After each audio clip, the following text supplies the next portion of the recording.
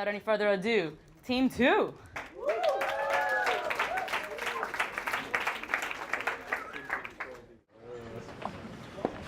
Hi, my name's Jay. This is Kelly, Amy, Roberta, and Caitlin. And we want to talk about smog. Not too long ago, this was not that uncommon. What made the difference that made buildings of today much more green? Which one do I have? We believe it was the LEED certification. That gave people a target to shoot for, and we ended up with a lot more green buildings around the world. What's our problem in school today? We think a major problem is that learning is just disconnected from students' lives. Face it, the students are bored. How can we solve this problem? Get real, or relevant, empowered, active learning.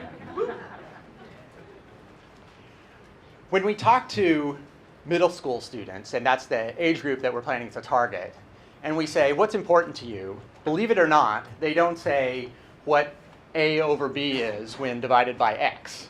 What they say is things like, well, it's hard to get out of bed in the morning. How can we take a problem like this and turn it into a learning opportunity? We really just need to get real. When we do, we see things like this. These students have designed a bed that actually tips you out in the morning. How do we implement this program? First of all, we benchmarked the best practices. There are many groups out there that are doing great work, such as NewView, the Real World Learning Network, or this very design workshop. Then we build a prototype program. We take some of these best practices and really try to make it happen in the schools. And we develop the certification. We figure out what the important criteria are, and we list it out. And then we go viral. And I would click that, except that I can't.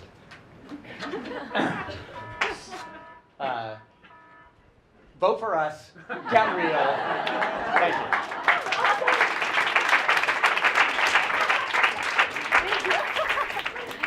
Awesome. Can I get them to step over for some questions? And can I get Team 3 down here, please?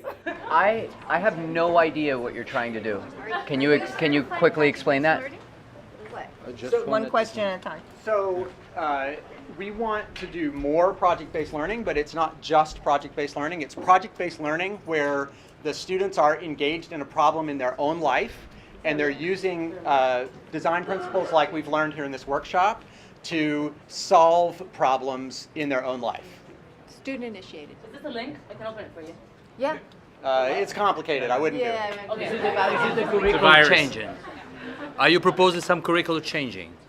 Or extracurricular approach? Certification, and we expect that many schools would meet that certification by changing their curriculum. But if they wanted to do it through an after-school program, maybe that's, it's up to them. So it's sort of setting a goal and letting everybody figure out how to hit that goal. And looking at different models that incorporate these criteria. Best practices. Yeah. Is there a way of incorporating curricular material as it already exists into your program? That's an excellent question.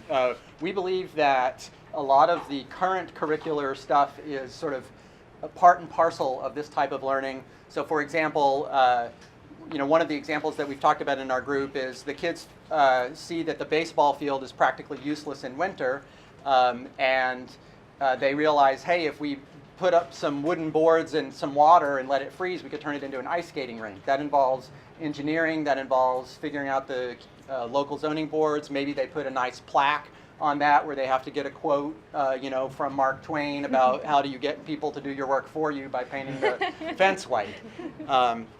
So certainly could include a lot of what you normally think of as the Common Core, but please also be aware that it incorporates the 21st century what's it called? The 21st century skills. 21st century skills aspects of the Common Core at its core.